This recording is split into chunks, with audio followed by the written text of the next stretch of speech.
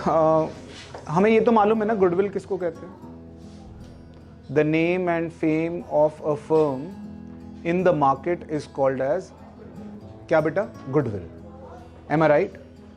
अब गुडविल जाननी है तो एक मेथड है एवरेज प्रॉफिट मेथड, जिसमें हम प्रॉफिट के बेसिस पे गुडविल निकालते हैं कि कौन सी फर्म कितना कमा रही है, उसके बेसिस पे उसका प्रॉफिट। एक्चुअली एक मेंटालिटी है, I don't know this mentality is correct और not, but the mentality is कि जो फर्म ज्यादा प्रॉफिट कमा रही है वो इसीलिए कमा रही है क्योंकि उसका मार्केट में नाम है, वो इसीलिए कमा रही है क्योंकि उसकी गुडविल है बाजार में, वो इसीलिए कमा रही है क्योंकि लोग जानते हैं उसको।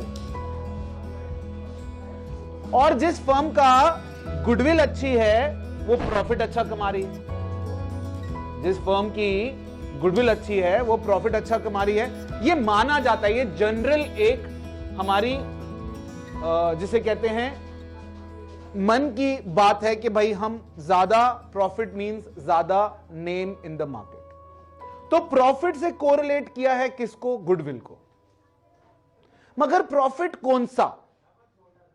प्रॉफिट वो जिसमें कोई एबनॉर्मैलिटी ना हो, प्रॉफिट वो जो फ्यूचर में भी आप मेंटेन कर सके।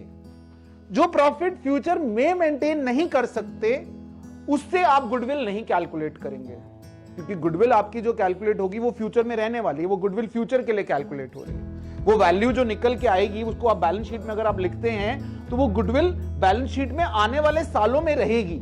तो आने वाले ईयर्स में आप कौन सा प्रॉफिट कमाएंगे, जैसे अब वो तो पता नहीं, आने वाले ईयर्स में हम कौन सा प्रॉफिट कमाएंगे हमें वो तो नहीं मालूम कि हम प्रॉफिट कौन सा कमाएंगे, लेकिन हमारे पास पिछले सालों का प्रॉफिट है। पिछले सालों के प्रॉफिट के बेसिस पे हम ये जान लेते हैं कि फ्यूचर में हमारे प्रॉफिट्स कैसे रहेंगे। लास्ट के फ्यू इयर्स के बेसिस पे हम फ्यूचर का प्रॉफिट कैलकुलेट कर लेंगे। कैसे? कोई अगर एबनॉर्मल लॉस है तो वो एबनॉर्मल लॉस हटा दीजिए, क्योंकि पास्ट में तो नॉर्मल लॉस हुआ, लेकिन फ्यूचर में कोई ऐसा एबनॉर्मल लॉस होगा ये तो कोई जरूरी नहीं है ना। अगर मान लो loss on sale of an asset, ये एबनॉर्मल है, रोज तो होता नहीं। Loss due to earthquake, loss due to loss by fire, ऐसे लॉसेस तो बात हमेशा तो नहीं होने वाले ना। पिछले साल में किसी में हो गया तो ऐसा एबनॉर्मल लॉस है तो मैं वो प्लस कर लूंगा कि भैया ये पास्ट में तो हो गया है, लेकिन जरूरी नहीं है कि ये फ्यूचर में भी होगा। तो फ्यूचर का मेंटेनेबल प्रॉफिट निकाल रहा हूं। What I am trying to calculate? Future maintainable profit, ऐसा प्रॉफिट जो मैं फ्यूचर में भी मेंटेन कर पाऊंगा। Am I right? तो फ्यूचर मेंटेनेबल प्रॉफिट निकालने के लिए एबनॉर्मल लॉसेस प्लस कर दिए और एबनॉर्मल गेन्स जो हैं वो माइनस कर दीजिए। पास्ट में अगर कोई एबनॉर्मल गेन हुआ, आपको कोई लॉटरी लग गई, कोई ऐसा गेन हुआ जो आपको हर बार तो नहीं होने वाला, तो वो एबनॉर्मल गेन आप माइनस कर देंगे। क्यों? क्योंकि पास्ट में हुआ होगा, अब फ्यूचर में होगा इसकी कोई गारंटी नहीं है, कोई जरूरी नहीं है तो ये होंगे, और हमें गुडविल निकालनी है फ्यूचर के लिए। तो future maintainable profits, future maintainable profits निकालने के बाद find average profit. Average profit is equal to future maintainable profit for any year. मान लो पिछले 5 साल का उसने बोला, ये क्वेश्चन आपको बोलेगा कि कितने साल का प्रॉफिट लेना है, तो 5 साल का प्रॉफिट लिया तो 5 साल का टोटल प्रॉफिट डिवाइडेड बाय 5, 4 साल का लिया तो डिवाइड बाय 4, लाइक दैट। अब number of years of purchase, ये क्वेश्चन आपको बताएगा कि कितना वैल्यूएशन, क्या लगता है कि कितने साल आपकी गुडविल के बेसिस पे आप कितने साल प्रॉफिट कमा पाएंगे, या आपकी गुडविल की वजह से आप कितने साल से प्रॉफिट कमा रहे हैं। तो numbers of years of purchase लेकिन आपको क्वेश्चन में दिया होगा, तो आपने एवरेज प्रॉफिट निकाला multiplied by number of years of purchase which is given in the question, you will get the goodwill. Is that okay? ये था हमारा एवरेज प्रॉफिट मेथड। दूसरा मेथड है बेटा हमारे पास सुपर प्रॉफिट मेथड। कौन सा मेथड? Super profit. आइए उसको भी देख लेते हैं। Super profit method, step 1, find normal या फ्यूचर मेंटेनेबल प्रॉफिट। ठीक है, देन फाइंड एवरेज प्रॉफिट, ठीक। Third, find profit earned normally by industry, that is कैसे कैलकुलेट होगा, capital employed into rate upon 100। Fourth, super profit, super profit is average profit minus this normal profit, ये वाला normal profit. हम एक काम करते हैं, इसको एफएमवी रहने देते हैं ताकि ये नॉर्मल प्रॉफिट वाला कंफ्यूजन आपको ना हो।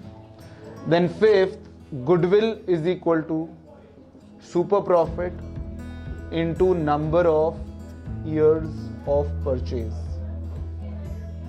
कहने का क्या मतलब है, सबसे पहला ये बात का मतलब समझें कि सुपर प्रॉफिट कहते किसको है।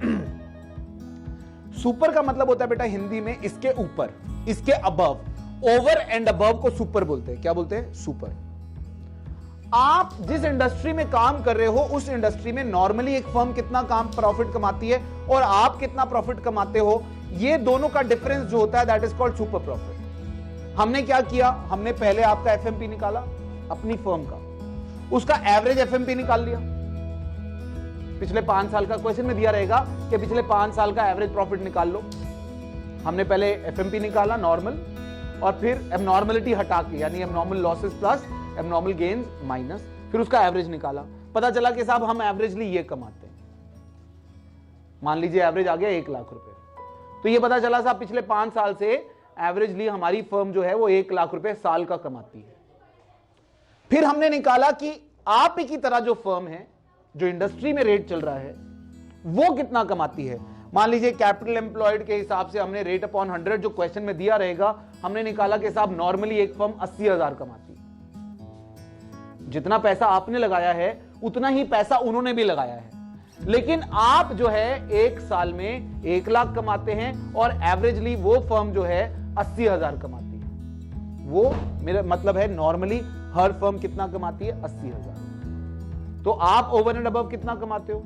20,000 रुपए। 1 लाख रुपए आपकी फर्म, 80,000 रुपए normally every other firm like you in this industry 80,000।